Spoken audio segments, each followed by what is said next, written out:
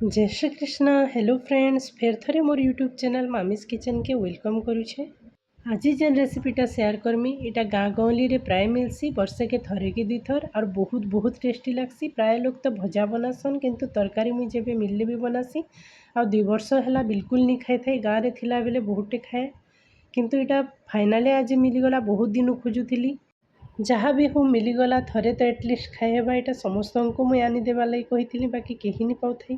Finally मिलला तो यहाँ देखुन इटा टोल जेन माने भी खाइछन इतार टेस्ट केबे भी नहीं भूली पारन। जेन माने टोल भजा खाएसन आ तरकारी केबे नहीं खाई से माने एटलिस्ट थरे ई रेसिपी के देखला परे तो तरकारी बने करी खाएबे ही खाएबे। मोर वीडियोटा आपण मानकु निश्चय भल लागबा बोली करी भाबुछे और वीडियो के भल लागले चैनल के मोर सब्सक्राइब कर देबे यूट्यूब के जाई करी आउ लाइक शेयर भी कर देबे। तो चलून स्टार्ट करमा। टोल के चाचबार आगुरु सफा करी धोई देइथिली, तापरे चाची जोछा सारला के फेर थोड़े सफा करी पैन रे पकेदेली और धोईदेली। देखुन आउ एंता करी चुपी देबे, तार मंजी बाहरसी मंजी के साइड रे रखीदेबे। सबू टोल के चुपी करी तार मंजी के बाहर करदेली और पैन रे फेर थोड़े पकेदेली। पैन रे नहीं पकाबे बेले कला पड़ी जासी और गोटे गोटे कला पड़वा स्टार्ट हो जाउथलानो। टोल के काटबारटा टिके बेसी परिश्रम है, बने टिके कष्ट लागसी आउ वर्षे के थरे कि 2 थर तो खाबार के मिलसी आउ जेन टेस्ट लागसी जे ई काटबारटा नहीं बाधे सेटा के छोट छोट करी काटिदेली और तार जेन हल्दियाटा सूता भलियाटा उठे थीसी सेटा के काढ़ीदेबे निहेले पिता लागसी। तारपरे छोट छोट करी काटी करी फेर थोड़े पैन रे पकेदेली। मोर वीडियो के केनु देखुछन जे यूट्यूब रो कमेंट सेक्शन रे बताबे आउ आपनकर साइड रे इटा के काଣା कहसन जे भी लिखी करी बताबे। तारपरे प्रेशर कुकर रे पैन दे करी सबू टोल के पकेदेली आउ आलू गुटे के क्यूब साइज करी करी काटी देथिली। देखुन बेसी छोट की बड़ करबार नीन आलू के।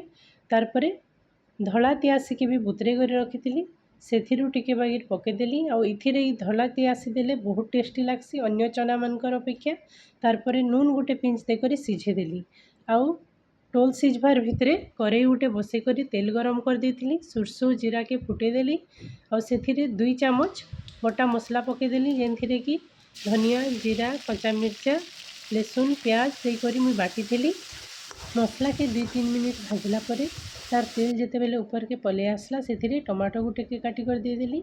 हल्दी पाउडर कश्मीरी लाल पाउडर नून गरम मसला टिके दे करी टिके जस्ट खाली घाटी देली और सेथिरे 2-3 चामच पैन टिके भी दे दीछे मसला पोड़ी नहीं जावा बोली करी। देखुन बेसी पैन नहीं देबे। तारपरे सेटा के कभर कर देली 5 मिनिट लगी टमाटो सॉफ्ट हो सीझी जावा बोली करी आउ इयाडे टोल भी सीझी जाइथिला न पूरा भल से देखि पारुथिबे। बेसी टाइम नहीं लगे टोल सीझाबार लगी।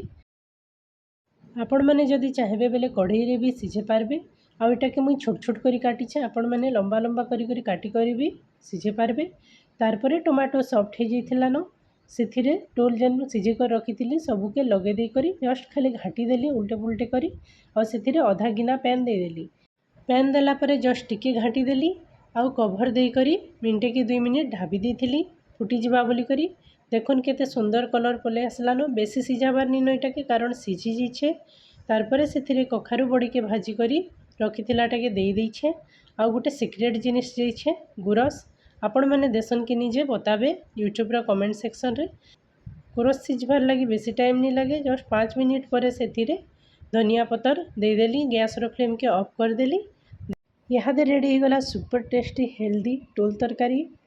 एते बेसी टेस्टी लगुला टोल तरकारी जे फेर थरे मिलले ख्याति भलिया लगुला। आपण माने भी मिलले थरे रांधी करी खाऊन। Thanks for watching.